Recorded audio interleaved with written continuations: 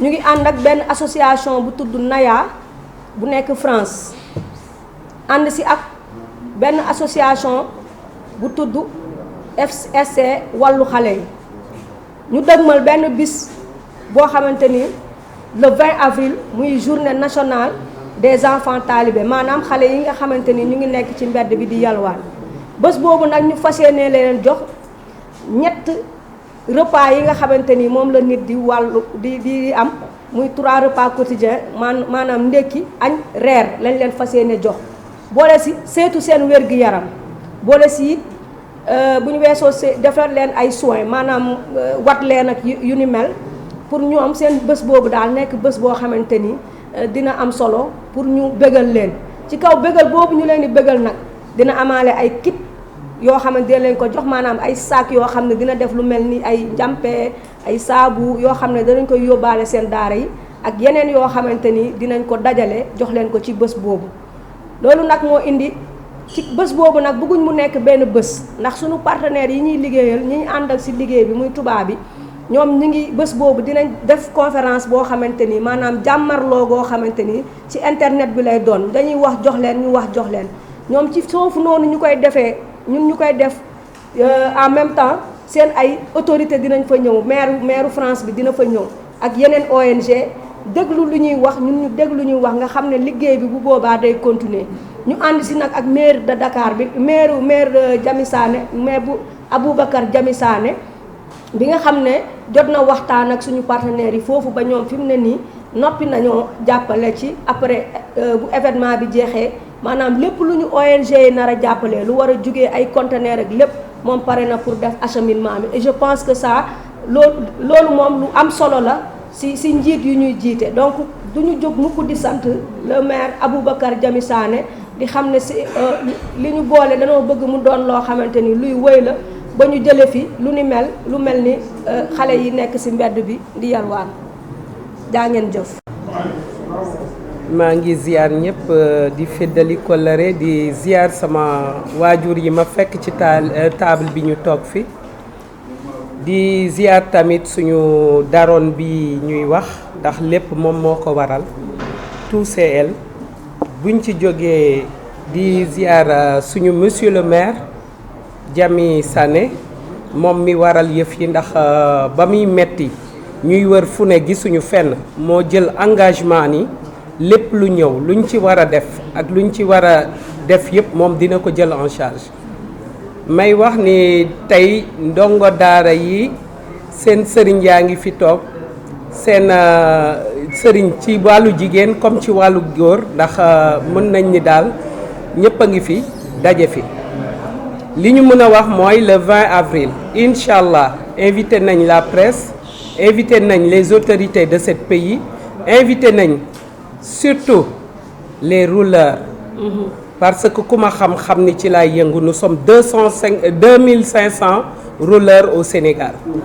licenciés te loolu bëgg naa ñëpp ñëw teew ndax taalibe yi seen rakk lañ seen xarit lañ seen doom lañ seen lépp lañ kon lu ci waay mën a def rek ci doole ci kattan ci mën-mën woo nañ Sénégal ñëpp pour ñu daje fi le 20 avril terrain ACAPES. maa ngi sant ñëpp di gërëm merci surtout la presse sénégalaise jërëjëf. dañ ci nag ndeyu daara c'est pas à la portée de tout le monde yàlla moo koy def ci doomu Adama mu am ñun nag yàlla def ci ñun ñu jël charge bi carrément xam ne yàlla suñu bopp la ñuy liggéeyal di liggéeyal suñu borom léegi nag yàlla def tey jii yàgg nañ ci nag di ko def macha allah ci suñu propre moyen suñu présidente de toute parcelle commune bi yëpp Adja Fatou Bintou Dieye moom mooy présidente bi léegi nag tey moom dafa am fu mu dem moo tax sax man ma ñëw représenté ko mais yàgg nañ ci lool di ko def biñ ci yàggee di ko def nag tey jii yàlla def monsieur le maire Jamil Sané ñëw tamit ne da ciy jàpp mais vraiment dañuy kontaan parce que ñun daara rek moo ñu ñor daara kese moo ñu ñor suñu lépp daara la kon ku ñëw di ñu jàppale dañ leen di remercier di leen sant di leen gërëm di leen ñaanal yàlla yal nay ay ati at yàlla yokku leen ba ngeen yëg ko ci lii ngeen nar a def le 20 avril ñu ngi leen di sant di leen gërëm parce que ñun ci lii rek la ñuy yëngu ku ñu ci woo nag dañuy ñëw amul sax wax waaw dañuy ñëw waaw ñu leen di sant di leen gërëm di wax ne nag ñun ci suñuy moyen cotisation ci la ñuy dimbalee daara yi dañuy xool taalibe yi dem ci seen lieu bi nga xam ne fa la ñuy jàngee di leen xool ndax set nañu bañ nañ ko ba duñu sax yalwaani dañu dem kër gu nekk ñu jox la benn taalibe waaw muy dem di yalwaani foofu xaw ma di jël añam foofu waaw am na ci ñoo xam ne am na kii ñuy wax ni Khady Kandji mi nga xamante ne moom barki Dembo Ndiaye mi ngi sargal kii sëriñu daara yi te moom propre moyen rek ak bonne volonté yi koy jàppale ñun ñii bonne volonté yi comme ni unité 16 ga ñu dëkk lu xew rek dañuy dem ku ci nekk nga bàkkeerlu ci loolu la ñuy yëngu dañuy xool nag parce que ndeyu daara du da ngay toog sa kër rek ndeyu daara da nga war di dem di superviser xale yi fa ñu seen nekkin ndax set na wala setul seen wé boo tasee ñoom ndax ñu ngi tilim wala ñu ngi sol dàll loolu yëpp ñu dañuy veiller à ça kon ku ñu ciy jàppale vraiment dañuy sant yàlla di la ñaanal mu yàgg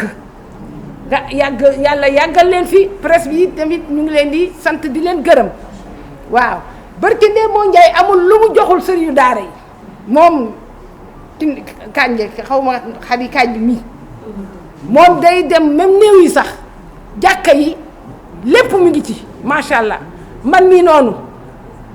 seen yére yi nga xamante ne man maa représenté ndeyu daara unité 16 moom moo représenté ndeyu daara unité 19 mais macha allah ñu ngi def loo xamante ne xooluñ ci kenn rabbi sama wàtti wala di rek dañuy xool moom rek lañ ciy gis ñuy ñaan nag képp koo xam ne yaa ngi dimbale daara rek yal na la yàlla jàppale yal na nga gudd fan sëriñu daara yi comme que ñun ñii suñu alluwee soriwul ñoom la yàlla def seen alluwee sori léegi nag ñun yàlla nee na kan moo gën si mbindeef yi doomu aadama yi ba ñu laajee suñu yonent bi loolu daf ne kan moo gën ci doomu aadama yi mu ne kiy jàngale alxuraan di ko jàngale mais ñun tamit noonu la ñuy def ñun tamit foofu la ñuy jublu waaw pour ñu am ëllëg tiyaaba bi nga xam ne yàlla moo ñu koy jox ëllëg ñu bokk ko ak ñoom waaw kon nag ñëpp lañ ci woo loolu bàyyiwuñu kenn waaw da ngeen ñu ñëw jàppale ñun daara rek moo ñu ñor waaw ñuy ñaan yàlla nag Sénégal yii yal na fi yàlla def fi xéewal yàlla def fi gudd fan ak wér ci ñëpp ñu fekkee lépp yal na ko yàlla def man daal foofu laay yem waaw sama de la capitale sénégalaise. Cette mendicité est déplorable. Mais, poussé par le marabout, c'est-à-dire celui qui enseigne le Coran, certains enfants sont obligés de faire l'aumône dans les rues de Dakar, capitale du Sénégal. Une situation qui divise l'opinion publique, car beaucoup de ces talibés vivent dans des conditions déplorables. Ils sont souvent maltraités et écartés du système scolaire, ce qui permet les talibés de prendre quartier tous les jours dans les rues de Dakar. L'image fait désormais partie du décor de la capitale sénégalaise et de plusieurs villes du pays. Un pot à la main, quelquefois vêtus de haillons, les pieds nus, ils se déplacent en petits groupes à la recherche de leur pitance. Pour arrêter cette pratique qui gangrène la vie des enfants dans la capitale sénégalaise, ActuFemme attire annuellement sur la problématique Ensemble contre la mendicité infantile. À cette question lancinante, nous sommes interpellés. C'est une cause humanitaire. Voici le discours du consultant éminent, Dr Salif Fall. Merci, un riche discours. Un riche discours. Merci. Oui. Merci. C'est bon. vraiment nous réconforte dans l'idée que c'est un sujet qui touche tout le monde. Aujourd'hui, je ne vais pas vous parler en tant que Française, même si je suis française. Je vais vous parler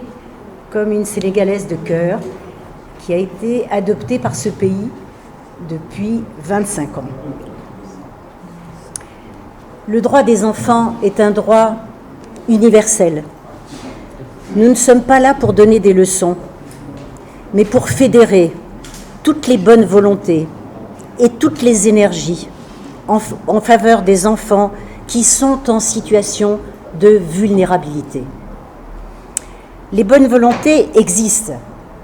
mais il faut fédérer les initiatives. Le ministère des Affaires sociales est un partenaire de premier ordre et je suis convaincue qu'avec une politique volontariste, ce qui nous paraît être presque une utopie peut devenir une réalité. Avec la décision du président de la République, M. Bassirou Diomaye Faye,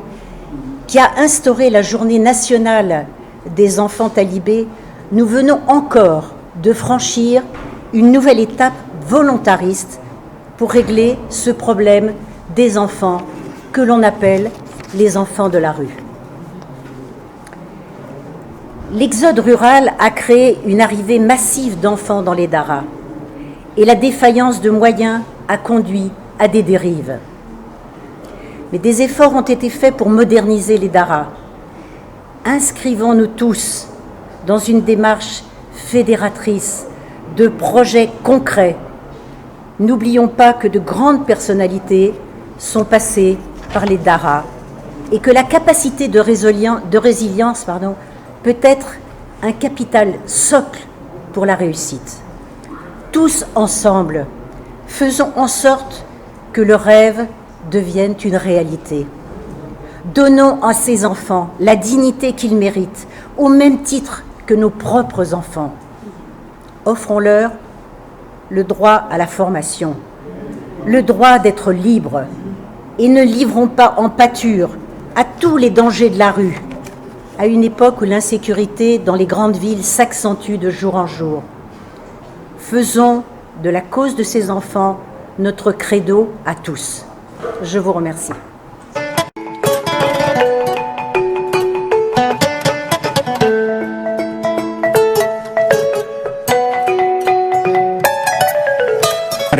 ngir mën ko joxe ci loxo yu mu gën a séddee suñ njaboot ci di ñëw.